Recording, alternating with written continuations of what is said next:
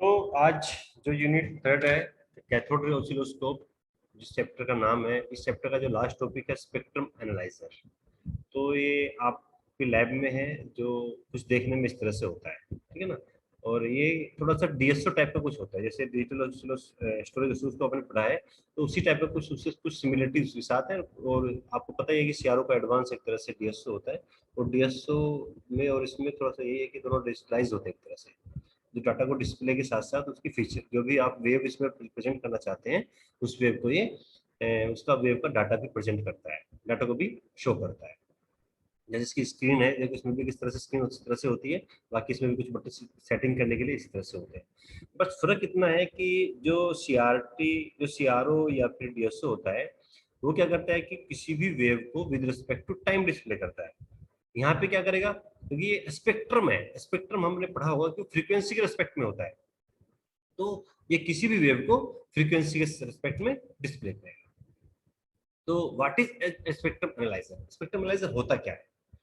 तो a spectrum analyser measure the magnitude of an input signal versus frequency within the full frequency range of the instrument. Means ये क्या कर रहा है कि मैग्नीट किसी भी वेव का, किसी भी इनपुट सिग्नल का मैग्नीट्यूड वर्सेस फ्रीक्वेंसी को मेजर करता है।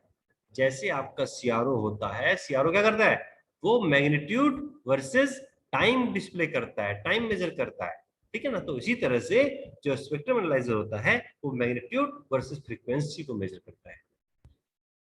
Then spectrum analyzer usually display raw and process signal information such as voltage, power, period, wave shape, sidebands, and frequency. They can provide you with a clear and precise window into the frequency approach. ठीक है। तो ये क्या करता है कि ये जो भी वेव होती है उसका अनप्रोसेस, उसकी जो अनप्रोसेस इंफॉर्मेशन होती है उसको भी ये डिस्प्ले करता है, जैसे वोल्टेज, जैसे पावर, जैसे उस सिग्नल का टाइम पीरियड, उसकी wave shape, side bands and frequency etcetera. तो ये इनको भी डिस्प्ले करता है। Difference between spectrum analyser and oscilloscope. अब जैसे हमने अभी तक ऑसिलोस्कोप पढ़ा था, तो ऑसिलोस्कोप और स्पेक्ट्रम एनालाइजर में अंतर क्या है, दोनों में डिफरेंस क्या है? तो an oscilloscope give amplitude versus time display of a wave. तो जैसे हमने भी बात की थी कि जो ऑसिलोस्कोप होता है वो किसी भी वेव का एम्पलीट्यूड वर्सेस टाइम डिस्प्ले करता है, जबकि जबकि जो स्पेक्ट्रम एनालाइजर होता है वो एम्पलीट्यूड वर्सेस फ्रीक्वेंसी डिस्प्ले करता है। तो that is the major difference between an CRO, a CRO and spectrum analyser. तो oscilloscope give distribution of energy in the wave with respect to the time. जो oscilloscope होता है वो energy का distribution with respect to time देता है, whereas the spectrum analyser display the frequency component of a wave and their amplitudes. Means ये क्या करेगा कि जो वेव होगी उसको, उसकी frequency component with respect to their amplitudes display करता है, ठीक है। तो आपका एक थोड़ा सा होमवर्क ये रहेगा कि आप थोड़ा समझ जाएंगे कि एक साइन वेव आप ले लीजिए और साइन वेव को डिस्प्ले कीजिए, ठीक है। साइन वेव को जो डिस्प्ले करेंगे उसके साथ साथ आप डिस्प्ले कीजिए उसका स्पेक्ट्रम। स्पेक्ट्रम क्या होता है, व्हाट इज स्पेक्ट्रम? आप क्या करोगे कि स्पेक्ट्रम निकलेगा कैसे? अपने एग्जाम, अपने जो मैथ आपने पढ़ा था तो उसमें पढ़ा हुआ एक फोरियर ट्रांसफॉर्म, लैप्लास ट्रांसफॉर्म। तो होता क्या है, जो फोरियर या लैप्लास होते हैं वो क्या करता है कि किसी भी फंक्शन को जो कि टाइम डोमेन में होता है उसको फ्रीक्वेंसी डोमेन में चेंज कर देते हैं, ठीक है ना। तो what is time domain, what is frequency domain? तो टाइम डोमेन वही है कि हम किसी भी वेव को एम्पलीट्यूड वर्सेस टाइम डिस्प्ले कर रहे हैं, दैट इज टाइम डोमेन। अगर उसका एम्पलीट्यूड वर्सेस फ्रीक्वेंसी डिस्प्ले कर रहे हैं, दैट इज फ्रीक्वेंसी डोमेन। तो उस आप जो साइन सिग्नल आपका होता है, जो साइन थीटा अगर आप बात कर रहे हो तो साइन थीटा का डिस्प्ले कीजिए। तो साइन थीटा को आप जब एक तरह से प्रेजेंट करेंगे, फिर उसका एक आप लैप्लास ट्रांसफॉर्म लीजिए या फिर फोरियर ट्रांसफॉर्म लीजिए। तो जब आप वो लेंगे तो फोरियर ट्रांसफॉर्म के बाद जो आएगा उसको डिस्प्ले करने की कोशिश कीजिए विद रिस्पेक्ट टू फ्रीक्वेंसी। तो you will see how the that function which is sin theta display with respect to time and how display with respect to frequency. तो उसमें डिफरेंस देखिए। और ये आपको अगर आपसे नहीं आ पा रहा है तो आप principle of communication engineering subject में जब आप मॉड्यूलेशन पढ़ेंगे, डिफरेंट डिफरेंट टाइप्स के एम्पलीट्यूड मॉड्यूलेशन, फेस मॉड्यूलेशन, तो उसमें आप इसको देखेंगे अच्छे से क्या कैसे होता है। Now most common spectrum analyzer measurements are. तो जो most common spectrum analyser measure करता है वो चीजें क्या क्या होता है, फर्स्ट इज मॉड्यूलेशन। मॉड्यूलेशन आपने पीसी में शायद अभी तक पढ़ लिया होगा, अगर आपके वहां पे लेक्चर हो रहे होंगे, नहीं तो नहीं पढ़ा तो आप समझ जाएंगे मॉड्यूलेशन होता क्या है, ठीक है ना। तो मॉड्यूलेशन कम्युनिकेशन में ही एक्चुअली क्या होता है, किसी भी वीक सिग्नल, किसी भी सिग्नल को, किसी भी मैसेज को भेजने के लिए एक जगह से दूसरी जगह पे हम क्या करते हैं, हाई फ्रीक्वेंसी सिग्नल का हेल्प लेते हैं, ठीक है ना। तो it is called a modulation, ठीक है ना। तो modulation is important for making sure your work system is working properly and that information is being transmitted correctly. तो मॉड्यूलेशन जो होता है, ये मॉड्यूलेशन को मेजर करता है एक तरह से, और जो कि एक तरह से ये श्योर करता है कि जो आपका वर्क, जो सिस्टम होता है, it is working properly, and जो इन्फॉर्मेशन जो आप भेज रहे हो क्या वो सही से ट्रांसमिट हुई है। Another is distortion. डिस्टोर्शन आपने अच्छे से पढ़ा होगा कम्युनिकेशन में ही, कि in communication measuring distortion, distortion होता है कि उसमें जो एक तरह से वेव डिस्टर्ब हो जाती है, कोई भी हमारा सिग्नल डिस्टर्ब हो जाता है, तो डेट डिस्टोर्शन। तो मेजर में ये आपका दो टाइप का होता है डिस्टोर्शन, जब आप पढ़ोगे अपने उसमें आप देख लेना उसको, तो आपको समझ भी आएगा तभी है, पर अभी मेरे को, मैं इसमें पढ़ाऊंगा तो मेरा एक टॉपिक नहीं है, पर आप जब कम्युनिकेशन में पढ़ोगे तो पढ़ लोगे डिस्टोर्शन होता क्या है, कितने टाइप का होता है। तो in communication measuring distortion is critical for both receiver and transmitter, कि ट्रांसमीटर में जो सिग्नल को भेज रहा है, रिसीवर में जो सिग्नल को रिसीव कर रहा है, तो उस सिग्नल को कितना अच्छे से रिसीव कर रहा है, तो उसमें उसमें कितना डिस्टोर्शन है, तो उसके लिए तो ये जो स्पेक्ट्रम एनालाइजर होता है, इसको मेजर करने के भी काम आता है। Noise, noise you know very well, आप कई बार पढ़ चुके हो, ठीक है ना। अनवांटेड सिग्नल, तो किसी भी सर्किट में अनवांटेड सिग्नल जो होता है वो कितना है, कैसा है, क्या है, तो उसका मेजरमेंट यही इक्विपमेंट करता है। Now types of analysers, basically जो होता है कि ये जो स्पेक्ट्रम एनालाइजर होता है बेसिकली दो टाइप का होता है spectrum analyser. One is Fourier transform analyser, another one is shaped tuned analyser. Fourier transform थोड़ा सा ओल्ड टाइप का हो गया है, हालांकि ये भी यूज होता है कुछ जगह पे, लेकिन जो मोस्ट फ्रिक्वेंटली यूज होता है that is shaped tuned analyser, तो ज्यादा यूज होता है, ठीक है। नाउ फोरियर एनालाइजर, तो फोरियर एनालाइजर के आप जब इसको एग्जाम में डिस्प्ले करोगे तो एक तरह से इसका ये बना देना डायग्राम इस तरह से कि ये फ्रीक्वेंसी को देखो, ये आपका एम्पलीट्यूड है, एम्पलीट्यूड वर्सेस फ्रीक्वेंसी से डिस्प्ले कर रहा है। इसमें भी एक सीआरटी होता है सिंपली, जैसे उसमें सीआरओ में होता है, और इस तरह से ये मेजर करता है। वर्क कैसे करता है देख लेते हैं इसको अच्छे से, डेफिनेशन इसकी। It makes a time domain signal digitized using digital sampling and then perform the mathematics required to convert it into the frequency domain and that display the resulting spectrum। means ये क्या करता है कि ये इस तरह का सिस्टम है, इस तरह का स्पेक्ट्रम एनालाइजर है, ये क्या करता है कि पहले सिग्नल को टाइम डोमेन में लेगा, ठीक है ना। मींस उसको डायरेक्ट फ्रीक्वेंसी में नहीं लेगा, वो क्या करेगा, टाइम डोमेन में लेगा। टाइम डोमेन में लेने के बाद उसको डिजिटाइज करेगा विद यूजिंग द, क्या यूज करेगा डिजिटाइज करने के लिए, एनालॉग टू डिजिटल कन्वर्टर। तो analog to digital converter use करके ये इस टाइम डोमेन सिग्नल को क्या करेगा, डिजिटल कन्वर्टर में, डिजिटल सिग्नल में कन्वर्ट कर देगा। उसके बाद ये मैथमेटिक्स फॉर्म करेगा, मींस उस सिग्नल का फोरियर ट्रांसफॉर्म लेगा, और फोरियर ट्रांसफॉर्म लेके इसे क्या करेगा, फ्रीक्वेंसी डोमेन में कन्वर्ट कर देगा, और जो वेव आएगी उसको फिर ये डिस्प्ले कर देगा। तो ये इसका इस तरह से वर्किंग है। means ये that's why it is called Fourier analyzer. Analyzer looks at the entire frequency range at the same time using the parallel filter for the measuring simultaneously। means इसमें parallel filter यूज करते हैं, ठीक है ना। इसमें parallel filter use करते हैं कि पूरा का पूरा वेव को एक साथ, पूरा का पूरा स्पेक्ट्रम को इस तरह से, ये देखो ना ब्लैक ब्लैक ये स्पेक्ट्रम है, ये आपका जो वेव है, सपोज ये टाइम डोमेन में है, ठीक है ना। ये आपका ब्लू कलर का दिख रहा ना, ये टाइम डोमेन में है, ये ऐसे ही दिखाया हुआ, ये एक्चुअली दिखेगा नहीं आपको वहां पे। तो टाइम डोमेन में लेगा, इसको क्या करेगा, फिर इसको डिजिटल में कन्वर्ट करेगा with the help by the using of analog to digital converter. After that it will convert it to the frequency domain by using some mathematics, using some Fourier transform mechanism, then it will display। तो इसमें क्या होता है कि जैसे कि आप frequency domain, जैसे कि आप क्या करते हो भाई, मैं कहता हूं कि आप 10 मेगाहर्ट्ज का एक सिग्नल है, साइन साइन सिग्नल है, उसको आप ऐसे आप कीजिए, तो आप टाइम डोमेन में ऐसे वेव बना देंगे। लेकिन अब होता क्या फ्रीक्वेंसी डोमेन में, मैंने बोला 10 मेगाहर्ट्ज का एक सिग्नल है, तो क्या हुआ, उसका एक ही सिग्नल है, मींस आपकी एक फ्रीक्वेंसी 10 मेगाहर्ट्ज हो गया सपोज, ये उसका एक सिग्नल हो जाएगा, एम्पलीट्यूड यहां शो कर दोगे, तो ये जो आपकी वेव फॉर्म में आ रही थी साइन थीटा, तो क्या होगा, वो एक लाइन में कन्वर्ट हो जाएगा इन द फ्रीक्वेंसी डोमेन, तो इसको ऐसे डिस्प्ले कर देगा कि लाइन, बस इसमें क्या होगा, डायरेक्ट आप फ्रीक्वेंसी उठा लोगे यहाँ से, क्या इतनी फ्रीक्वेंसी है। तो सिमिलरली आप इस फ्रीक्वेंसी अगर आपकी निकल गई, तो आप अपना साइन थीटा जो आपका होता है ना, वो क्या नाम है, टाइम टाइम पीरियड, तो उस वेव का टाइम पीरियड वगैरह सब निकाल सकते हैं आप। तो it is actually capturing the time domain information which contains all the frequency information in it at please as well as phase as well as amplitude। ठीक है। तो फेज, उसका एम्पलीट्यूड और उसकी जो टोटल फ्रीक्वेंसी डोमेन में जितना भी इंफॉर्मेशन होता है सबको एक साथ ही कैप्चर कर लेता है। दैट इज द मतलब ये इसकी अच्छी बात होती है फोरियर फोरियर एनालाइजर की। ठीक है ना। तो that is all about the Fourier analyser. इसकी दिक्कत क्या है कि इसकी जो फ्रीक्वेंसी रेंज होती है ज्यादा अच्छी नहीं होती है, इसकी सेंसिटिविटी बहुत कम होती है, डायनामिक रेंज इतनी अच्छी नहीं होती है। तो ये इसकी लिमिटेशंस है। Now another one is swept analyser. तो इसका एक डायग्राम है, वहां पे आपने देखा था बहुत सारी वेव, मींस आप इसमें एक ही बार एक वेव लेंगे, उसमें उसमें सब ले रहे थे एक तरह से, और ये इस तरह से इसमें भी आपका सीआरटी यूज करेंगे, और ये एम्पलीट्यूड है और ये आपका फ्रीक्वेंसी वाइज डिस्प्ले करते हैं, इस तरह से डिस्प्ले करता है। Now how it is working, how it is different, how it is different from Fourier analyser. तो जो स्वेप्ट एनालाइजर होता है, दैट ये मोस्ट कॉमन है, सबसे ज्यादा यूज होने वाला स्वेप्ट ट्यून्ड एनालाइजर है। ठीक है ना। तो स्वेप्ट ट्यून्ड जो एनालाइजर होता है, इसको हम स्वेप्ट एनालाइजर भी शॉर्ट में बोल देते हैं, और स्वेप्ट ट्यून रिसीवर भी इसको बोलते हैं। ठीक है ना। तो ये आपका होता है कि ये मोस्ट कॉमन यूज होता है, सबसे ज्यादा यूज होने वाला होता है। It is widely accepted general purpose tool for the frequency domain measurement. जो mostly measure frequency domain measurement में जो ज्यादा सबसे ज्यादा यूज होता है वो यही होता है। ठीक है ना।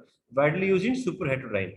अब सुपर हेटेरोडाइन क्या होता है कि जब आप कम्युनिकेशन पढ़ोगे तो कम्युनिकेशन में ही इसका सबसे ज्यादा यूज होने वाली चीजें हैं, कि जब आपके कोई वेव, आप जैसे कि एफएम होता है ना, एफएम फ्रीक्वेंसी मॉड्यूलेशन, एफएम जो आप लोग रेडियो पे सुनते हो, एफएम आ रहा है, एफएम आ रहा है, तो वो जो एफएम होता है, तो एफएम को जो रिसीव करने के लिए आपके रेडियो में सिस्टम लगा होता है, वो सुपर हेटेरोडाइन रिसीवर होता है, उसको बोलते हैं सुपर हेटेरोडाइन रिसीवर। ठीक है ना। तो ये आप कम्युनिकेशन में पढ़ेंगे, तो ये सबसे ज्यादा इसमें ही यूज होता है।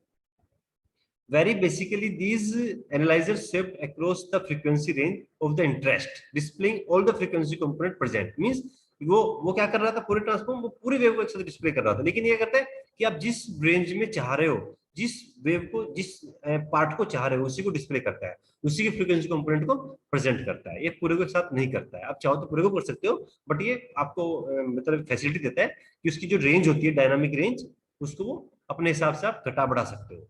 ठीक है ना। लेकिन उसमें क्या होता है, फिक्स होता है फूरियर ट्रांसफॉर्म वाले में। The shaped receiver techniques enables the frequency domain measurement to be made over a large dynamic range and a wide frequency range. तो ये बड़ी फ्रीक्वेंसी रेंज और बड़ी डायनामिक रेंज पर भी काम करता है। जैसे कि इसके साथ लिमिटेशन थी ना ये वाली, कि फ्रीक्वेंसी रेंज मींस इसके साथ अब ये प्रॉब्लम सोल्व हो गई है, सेंसिटिविटी बहुत अच्छी है इसकी, डायनामिक रेंज मींस कहीं से भी आप इसको कितना भी ज्यादा ले जा सकते हो। तो ये इसका क्या हुआ, टाइप्स, कि कितने टाइप का होता है उसके बारे में बेसिक थोड़ा सा मैंने बता दिया। अब थोड़ा सा लिखाएंगे एग्जाम में तो हो जाएगा। नाउ अब इसके हम बात करते हैं ब्लॉक डायग्राम के बारे में। ठीक है ना। तो ये इंपॉर्टेंट है, अगर आपने अभी तक समझ में नहीं आया, जस्ट आप नाम समझ लीजिए कि कितने टाइप का होता है, एग्जाम में वो लिख देना। बाकी जो ये ब्लॉक डायग्राम है ये इंपॉर्टेंट है, आप इसका आपके एग्जाम के पॉइंट ऑफ व्यू से, तो इसको आप स्क्रीनशॉट लीजिए और उसको मैं समझा देता हूँ कि इसमें होता क्या है। तो ये ब्लॉक्स हैं। इसमें सबसे पहला ब्लॉक होता है input attenuator, then another one is mixture, फिर होता है आईएफ गेन, इसे बोलते हैं इंटरमीडिएट फ्रीक्वेंसी गेन, फिर होता है आपका आरएफ आईएफ फिल्टर, इसे बोलते हैं intermediate frequency filter, then detector, then video filter, then display. ठीक है ना। और अंदर यहाँ पे स्विफ्ट जनरेटर होता है, इस स्विफ्ट जनरेटर से हम लोकल जनरेटर कनेक्ट करते हैं और फिर इसको डिस्प्ले से कनेक्ट कर देते हैं। तो ये इसका क्या हो गया, ये इसका एक तरह से एक्सपेक्टेड एनालिसिस के ब्लॉक्स है।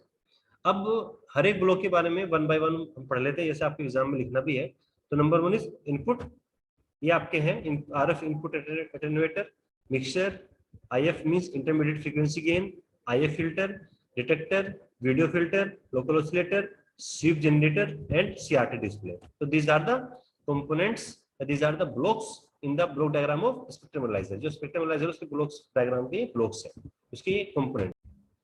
तो ब्लॉक डायग्राम पे हम देख रहे थे, ब्लॉक डायग्राम में इसके बाद होता है आपका वीडियो फिल्टर, फिर ये होता है आपका एक यहाँ पे स्विफ्ट जनरेटर, फिर एक लोकल ऑसिलेटर और एक डिस्प्ले। अब इसको एक बार अच्छे से इसके पार्ट्स देख लेते हैं दोबारा से कि क्या क्या पार्ट्स इसमें होते हैं। मैं इसका स्लाइड चलो स्टार्ट करता हूँ फिर से। तो ये आपका आरएफ इनपुट अटेन्यूएटर पहला ब्लॉक, फिर मिक्सचर, फिर RF gain, IF filter, detector, video filter, local oscillator, swift generator and CRT display. अब वन बाय वन एक एक के बारे में बात कर लेते हैं। First one is if filter. If attenuator is nothing, it is first win जो इसने यहाँ पे हमने डाला है। मैं पहले बात कर रहा हूँ कि ये होता क्या है आपका, थोड़ा सा मैं देख लेता हूँ कि मैंने इसके बारे में बात की कि नहीं। नहीं, हाँ की है, बाद में की है। आरएफ इनपुट अटेन्यूएटर तो थोड़ा सा गड़बड़ हो गया है, ये पहले इसमें डाल दिया हमने IF फिल्टर, ठीक है ना। तो IF फिल्टर यहाँ पे ये है आपका, तो इसके बारे में पहले पढ़ लेते हैं होता क्या है। पहला RF इनपुट एटेन्यूएटर है, इसी के बारे में पढ़ते हैं, तो आगे पीछे हो गया है। तो RF input attenuator is a step attenuator located between the input connector and the first mixer. जो पहला मिक्सर है और जो आपका इनपुट होता है उसके बीच में लगा होता है RF इनपुट एटेन्यूएटर। ये आपने ब्लॉक डायग्राम देख रहे होंगे अच्छे से, आपने अगर देखा होगा आपने। This is used to adjust the level of signal incident upon the first mixer. जो पहले मिक्सर पे आने वाला है उसके लेवल को एडजस्ट करता है। This is important in order to prevent mixer gain compression and distortion due to the high level and or broadband signal, ठीक है ना। मीन्स एक तरह से आप इसको मोटा मोटा बोल सकते हैं कि ये इनपुट एटेन्यूएटर होता है, ये आपका फर्स्ट आपका इनपुट और मिक्सर के बीच में लगा होता है और ये सिग्नल को एटेन्यूएट करने का काम आता है, ठीक है ना। ये कहीं ना कहीं जो उसकी फंक्शनिंग है ये सिग्नल को एटेन्यूएट कर रहा है, और क्योंकि इनपुट में लगा है इसलिए इसको बोलते हैं input attenuator. Now what is mixer? Mixer क्या करता है, इसको देख लीजिए एक बार कि जो मिक्सर होता है ये क्या कर रहा है कि जो आपका लोकल ऑसिलेटर का आउटपुट है और एटेन्यूएटर का आउटपुट है, इन दोनों को मिक्स कर दे रहा है, दोनों को ऐड कर दे रहा है, ठीक है ना। इसके बाद ये जाता है आपका IF गेन पर। अब IF गेन क्या करता है? IF gain is located after the mixer and before the IF और RWD filter। Means IF filter जो होता है और जो आपका मिक्सर होता है इन दोनों के बीच में लगा होता है। This is used to adjust the vertical position of signals on the display without affecting the signal level at the input mixer। Means जो आपका सिग्नल होता है उसको वर्टिकली उसकी वर्टिकल पोजीशन को डिस्प्ले पर डिस्प्ले करने डिस्प्ले जो सिग्नल होता है उसकी वर्टिकल पोजीशन को एडजस्ट करने के काम आता है, ठीक है ना, without affecting the signal level. जो सिग्नल लेवल होता है उसको बिना इफेक्ट करें। The IF gain will automatically be changed to the compensate for the input attenuator changes, so signal remains stationary on the CRT display and the difference level is not changed। means एक तरह से gain आप समझ सकते हो कि signal को उसको गेन कर रहा है, उसको जो आपका सिग्नल आया है आफ्टर मिक्सचर उसको सिग्नल को गेन कर दे रहा है, ठीक है। नाउ इसके बाद लगा होता है आपका, अगर आप देख पा रहे होंगे, RF filter, IF filter sorry, ये आपका उसके बाद क्या है IF फिल्टर, ठीक है ना। अब IF फिल्टर क्या करता है? IF filter is A band pass filter. ये एक तरह से एक बैंड पास फिल्टर होता है जो कि used as a window for detecting the signal. जो सिग्नल को डिटेक्ट करने की तरह सिग्नल को डिटेक्ट करने के लिए एक तरह से विंडो की तरह काम करता है। It is the bandwidth, it's bandwidth is also called as resolution bandwidth, ठीक है ना, RBW। इसको जो इसकी जो बैंडविड्थ होती है इस फिल्टर की, जो बैंडपास फिल्टर होता है ये वाला IF फिल्टर एक बैंडपास फिल्टर होता है, और उसकी जो बैंडविड्थ होती है उसको बोलते हैं resolution bandwidth of the analyser. जो एनालाइजर है उसकी रिजोल्यूशन बैंडविड्थ होती है and can be changed by the front panel of the analyser. जो फ्रंट पैनल होता है उसका, तो वहां पे एक RBW का एक बटन होता है एक, तो उससे हम इसको चेंज भी कर सकते हैं। If resolution bandwidth is narrowed the selectivity is improved. तो अगर हम जो आपका रिजोल्यूशन बैंडविड्थ होती है RWB, इसको हम थोड़ा सा नैरो करते हैं, कम करते हैं, तो सिलेक्टिविटी इंप्रूव होती है। सिलेक्टिविटी होती है कि छोटे छोटे सिग्नल को भी कितना इफेक्टिवली इंप्रूव कर दे रहा है, ठीक है। तो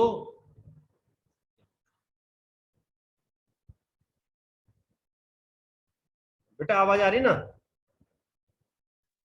yes sir. Okay yes sir. Okay, thank you. This will also often improve signal to noise ratio. तो सिग्नल टू नॉइज रेशियो भी ये कम्युनिकेशन में सब चीजें हैं, आप पढ़ लोगे वहां पे, तो उसको इंप्रूव करता है। एक्चुअली क्या होता है, कोई भी सिग्नल होता है तो उसकी सिग्नल की जो पावर है और उसमें जो नॉइज होता है उन दोनों का रेशियो को बोलते हैं सिग्नल टू नॉइज रेशियो। उसको भी इंप्रूव करने के काम आता है। तो इसके बाद लगा होता है डिटेक्टर, ठीक है ना। IF फिल्टर का क्या होता है डिटेक्टर। डिटेक्टर एक तरह से डिमोडुलेटर से बोल सकते हैं। तो analyser must convert the IF signal to the baseband और video signal so it can be viewed on the instrument display. तो जो आपका IF सिग्नल होता है जो उसको IF फिल्टर के बाद मिलता है, तो उसको एक वीडियो या बेसबैंड सिग्नल जो आपको डिस्प्ले करना होता है उसमें कन्वर्ट करना होता है, और डिटेक्टर वो काम करता है, ठीक है ना। डिटेक्टर उसको क्या करता है, IF सिग्नल को उस बेसबैंड सिग्नल या वीडियो सिग्नल में कन्वर्ट कर देता है जो उसको डिस्प्ले करता है easily. Many modern spectrum analyzer have digital display, which first digitize it the video signal by using the analog to digital converter। जो आजकल क्या है कि जो आजकल आ रहे हैं स्पेक्ट्रम एनालाइजर वो डिजिटल आ रहे हैं, पहले एनालॉग आते थे अब डिजिटल आ रहे हैं। तो क्या करते हैं वो पहले उस सिग्नल को एनालॉग टू डिजिटल में कन्वर्ट कर देते हैं, ठीक है ना। उसके बाद लगा होता है वीडियो फिल्टर, क्योंकि यहाँ पे क्या हो गया कि आपका सिग्नल उसको अगर बेस बैंड में या फिर वीडियो सिग्नल में कन्वर्ट कर देगा, तो अब क्या करेगा, उसको फिल्टर करेगा, ठीक है ना। तो video filter is a low pass filter. जो आपका आई फिल्टर तो क्या था, हाई पास फिल्टर था, लेकिन जो वीडियो फिल्टर होता है क्या होता है, लो पास फिल्टर होता है। That is located after the envelope detector and before the ADC. तो जो डिटेक्टर होता है वो एनवेलप डिटेक्टर होता है। अब ये एनवेलप डिटेक्टर क्या होता है, ये फिर से अगेन मैं कहूंगा कम्युनिकेशन का पार्ट है। एम्बेडेड मॉड्यूलेशन जो होता है आपका, उसको जब डिमोडुलेट करते हैं तो उसमें एनवेलप डिटेक्टर यूज करते हैं, ठीक है ना। तो ये कैसे वर्क करता है, इसको आप तभी समझ पाएंगे जब आप कम्युनिकेशन में एएम डिमोडुलेशन करेंगे। This filter determines the bandwidth of the video amplifier and used to average or smooth the trace seen on the screen.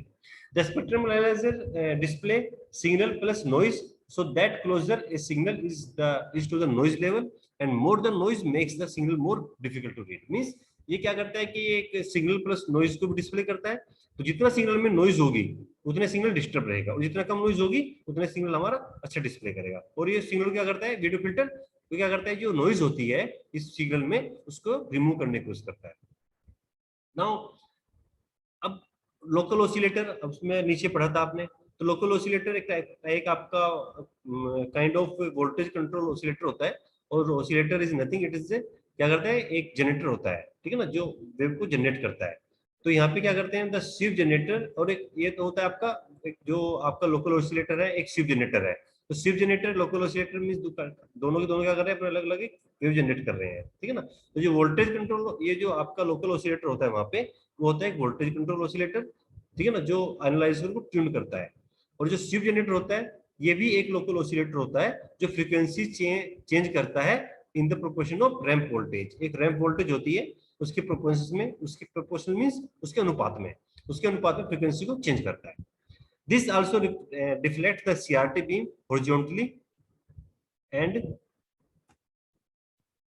screen of the horizontally across the screen from left to right and creating the frequency domain in the x-axis। तो ये भी इसका काम होता है एक तरह से, ठीक है ना। तो local oscillator, sweep generator. Local oscillator क्या हुआ, एक लोकल ऑसिलेटर तो होता है वो वोल्टेज कंट्रोल ऑसिलेटर होता है, जो कि एनालाइजर को ट्यून करने which in effect tune the analyser, जो एनालाइजर को ट्यून करता है। और स्वीप जनरेटर क्या करता है, जो लोकल ऑसिलेटर को ट्यून करता है, जो लोकल ऑसिलेटर होता है वाला, इसको ट्यून करता है, और फ्रीक्वेंसी जो रैंप से वोल्टेज होता है उसके प्रोपोर्शनल में, उसके अनुपात में फ्रीक्वेंसी को चेंज करता है। तो दोनों का काम ये होता है, ठीक है ना।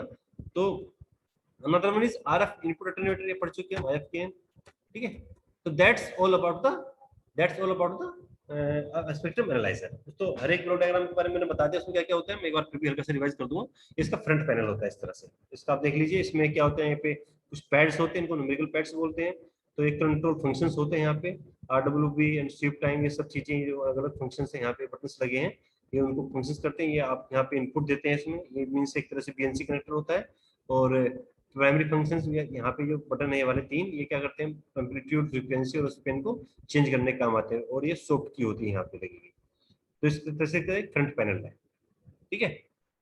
अब एक बार मैं इसको फ्लो डायग्राम फिर से बताता हूँ दोबारा से, अगर आपको थोड़ा कंफ्यूज होगा बीच में, हमारी वीडियो डिस्कनेक्ट हो गई थी। ये आपका स्पेक्ट्रम एनालाइजर प्रोग्राम फिर से रिवाइज कर देता हूँ कि इनपुट अटेन्यूएटर है, जो आपका सिग्नल आएगा उसको अटेन्यूएट करेगा, अटेन्यूएट करके उसके बाद भेजेगा मिक्सर पे।